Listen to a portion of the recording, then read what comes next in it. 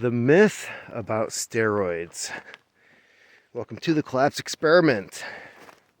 This is a topic that I've wanted to touch on for a little bit now because a couple of the channels I've been watching lately, everybody's talking about, oh, if you want this, if you want to accomplish that, you got to use steroids.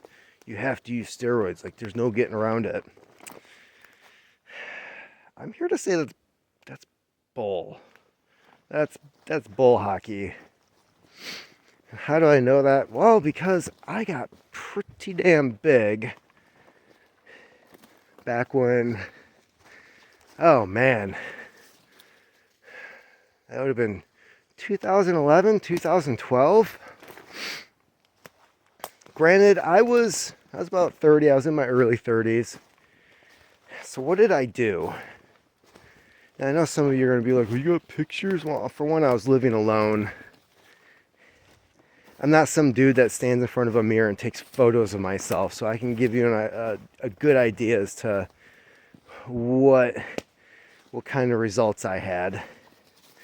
So, in my late 20s, about the time P90X came out, I started doing that. I did that entire course, which I think is 12 weeks. I'm pretty sure P90X is like a 12-week thing, right? Because you do 4 weeks of one program, then you switch it, and then you go back to another program because you're always trying to mix it up. The only thing that really doesn't change is the abs, the ab workout, which gets really boring at some points. But I did that program about 3 times. And the reason I started that was, for one, I was always interested in martial arts. In martial arts, you don't bulk up. You don't get big.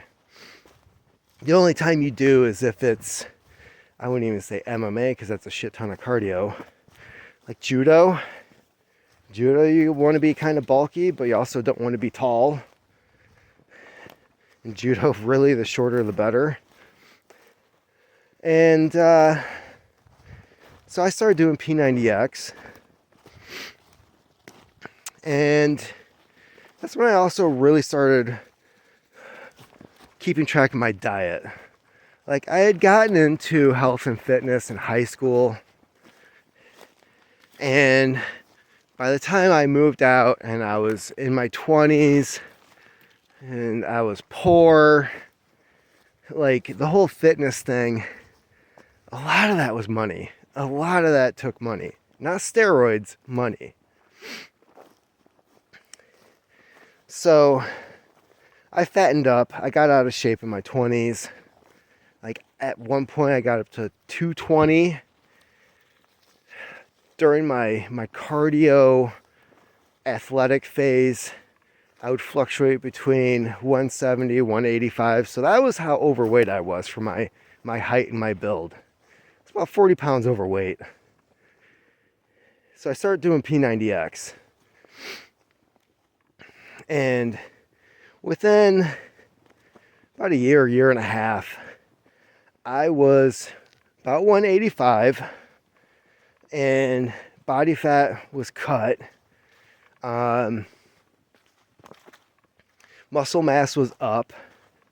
Like, I had more energy. I was feeling pretty good. Well, then my ex split. And really, I needed something to do, right? So I'm living by myself. I've got weightlifting equipment. I've got the chin-up bar. But then the heavy weights, the good stuff, that was in the basement. And so I had a heavy bag down there. And I had the bench. And I had the squat rack, dumbbells, barbells, basically everything you would need for weightlifting / bodybuilding. And instead of P90X, I started looking at different workout routines. I still had my old muscle and fitness magazines. And they would have these slips in there that you could tear out. And it would tell you what days, what exercises to do. I started doing those. Now, I'm not the kind of guy that has connections to get certain things, right? I don't smoke green herbal stuff. I don't hang out at gyms. The type of guys I know that did do roids, primarily they were assholes, and you didn't want to hang out with them anyways. And the people who did hang out with them was so that they had a connection to get roids. So, I didn't have any of that stuff, so I started doing research on other things, like how to naturally boost testosterone, which you can do through food. Onions, garlic, dark leafy greens, high fat fish, which, yes, fish has fat in it. So immediately bodybuilders are like, oh no, you don't want to add that to your omega-3 fatty acids. Yeah, you want to add that. The notion that you only have to eat boiled chicken and brown rice is bullshit. If you're getting ready for a show, go ahead. Do that. Do that all day if you want. When you pass out on stage, have fun with that. So, I started adding avocado to my protein shakes. And really, protein shakes were the only thing that I was necessarily adding for the calories and the protein. Because that's the other thing. Mathematically, you need 1 to 1.5 grams of protein per pound you are or want to be. So if you are at 185 and you're looking to bulk up to 200, you're looking at eating a lot of protein. So I did that. I was doing the math, and there were cheap sources of protein at the time. Primarily eggs, which thanks to our governor, eggs are no longer a cheap, affordable source of protein. So she can burn in hell for that. Chicken used to be a cheap form of protein until yuppie scum noticed that it was lean meat and clean, and oh, it's white, which sounds kind of racist. Want that red meat? Got a problem with red people? So, all of a sudden, chicken, like I said, that used to be super cheap is no longer cheap. Cans of tuna, you don't want to have too much of that because of the mercury. You'll start getting headaches, and mercury does not flush out of your system, so good luck with that. So,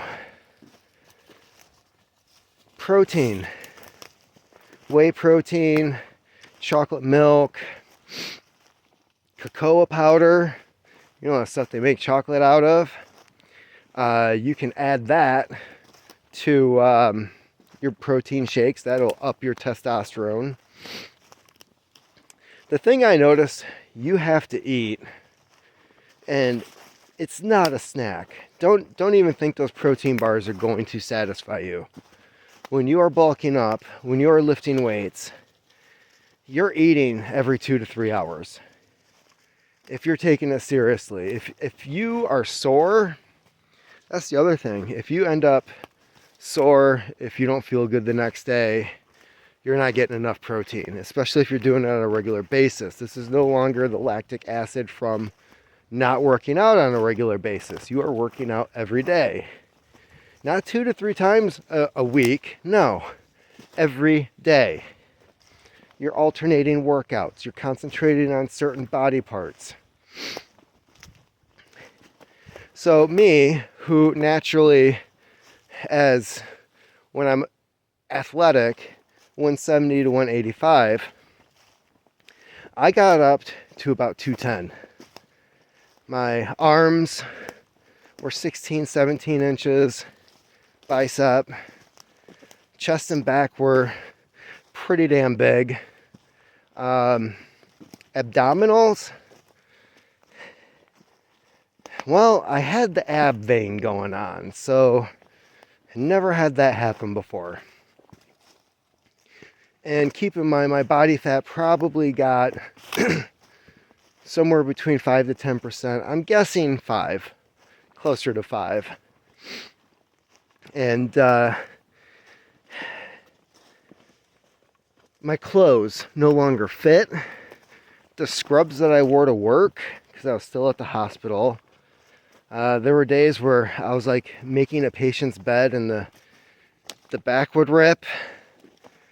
At first it was kind of funny, but considering how much scrubs cost, and consider this, when you're making $11 an hour, if that, you're spending a lot of money on food.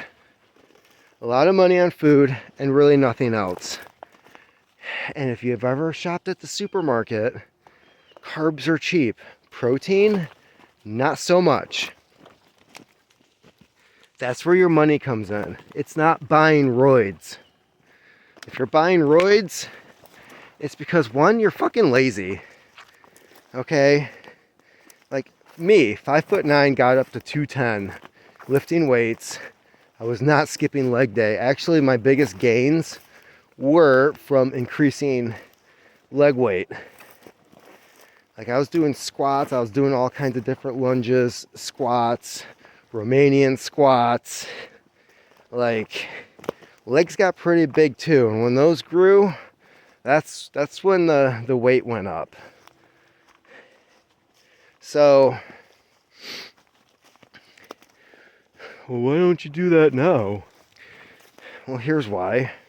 One, and why I stopped then, is I couldn't afford it. Like, the bigger you get, the more you have to eat. It's not like I was going to competitions or anything. I was doing it for me because I enjoyed it. It was cool seeing the results. Women didn't give a shit. It was not helping with that. The only person who seemed interested in that was my soon-to-be ex-wife. I sure as fuck wasn't doing it for her. So, it is possible. But the thing is, it's a job. It's not something you do on the side. Bulking up like that, getting big, getting huge, cutting the body fat, looking like, I wouldn't even say a Marvel superhero. Like, I see some of these guys in the movies and I'm like, like, okay, that's like Hollywood fit, I guess. But, no, it was, you had to concentrate and focus on your food. There was no going out drinking. You were hungry all the time. Like, there's a reason that Schwarzenegger movie was called Stay Hungry. Because if you didn't, man, you were going to feel it. Like, you have to upkeep that. Between the cost of new clothes, because you don't fit in your old stuff, and the food, you had no money. Like, it costs a lot to do that.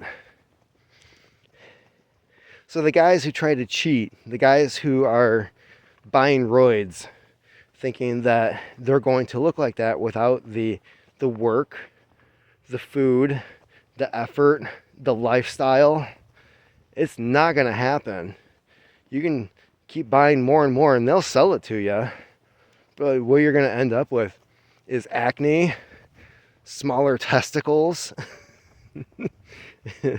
eventually those tatas on a female dog, if you know what I mean.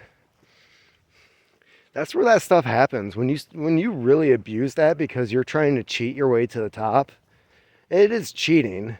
There's a difference between using something to help you get ahead and using something to try to get where somebody else is through actual hard work. Those are two different things. And if you're not working out until failure, if you're not lifting the heavy weights, if you're going 2 to 3 times a week and you think you're going to look like freaking Captain America, no. That's not how that works. It's a commitment. And yeah, there's those guys that they'll get up early in the morning, they'll do their workout, and then they go about the rest of their day. And that's what a lot of bodybuilders do. Like Ronnie Coleman, he's got his business, but even with his back injury and using crutches, he still goes to the gym at like 3, 4 in the morning, gets his workout in, and then he spends the rest of the day working on his business and going home to his family. So it's not, yeah, I like to go to the gym. And then you've got like your 2-3 days in per week, and you're like, well, that's all I need. And then you're bitching about how you look and how you don't look like that dude. That dude put in the work. There's no getting around it. This isn't your 9-to-5 job, okay? Where they keep telling you the harder you work, the further you'll get ahead, which is a complete lie, right? No, this is actually, you will get further the more you work. Can't overwork it. You tear something, you're screwed. You got to know your limits. You got to know what the hell you're doing. You also got to educate yourself. You have to read up on it. It's not just you show up and you start lifting the weights. You got to learn from the other guys at the gym. You got to learn from, like I said, Muscle and Fitness magazine. Watch some YouTube channels by guys who know what they're doing. And that's how you do it. These channels that are promoting this whole like, oh no, you're never going to accomplish that unless you use roids, man. Screw those guys. They don't know what they're talking about.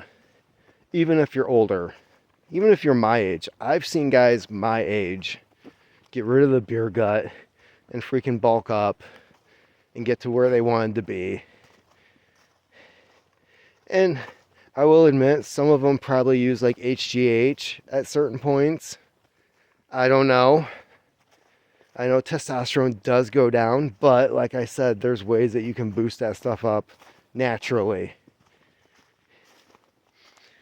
It used to be things that were cheap. Oysters, avocados, eggs.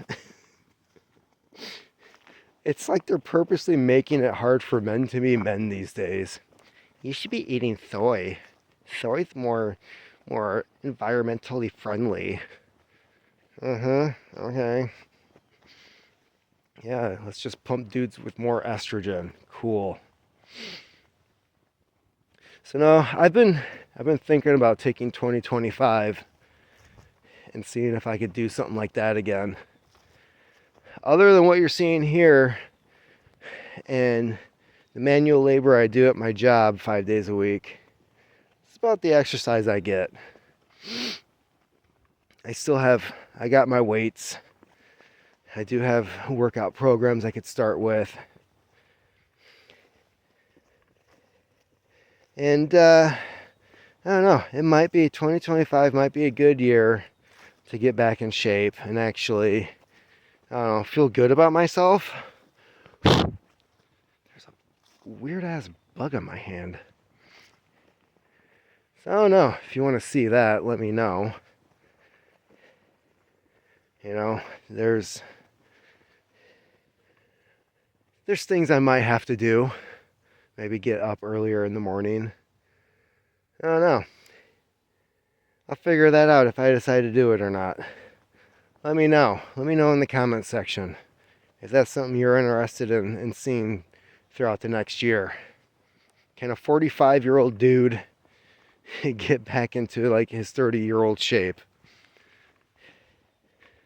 Because if you hadn't noticed, I live in the middle of nowhere. Like, where would I get like any type of accelerants, if that even describes what the hell that stuff is? I can get plenty of milk. I can get plenty of eggs. There's all kinds of things that I could be eating. And if you're wondering what kind of protein shakes, Body Fortress, the cheapest crap that they have at Meijer's. And I would just add stuff to that. Like I would mix that with milk or chocolate milk, always get the chocolate. Always buy the chocolate.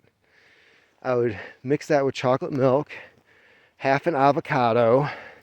Sometimes I might add some like berries or something to it just for like an extra antioxidant kick.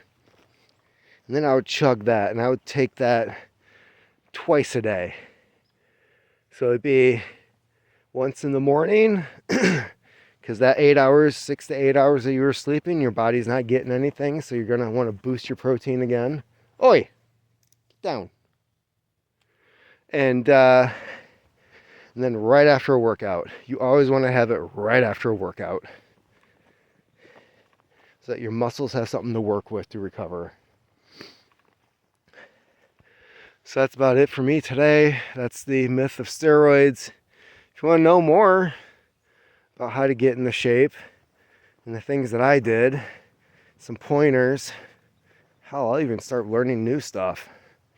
Let me know. Put it in the comment section, and I can do some update videos. Till then, keep on typing.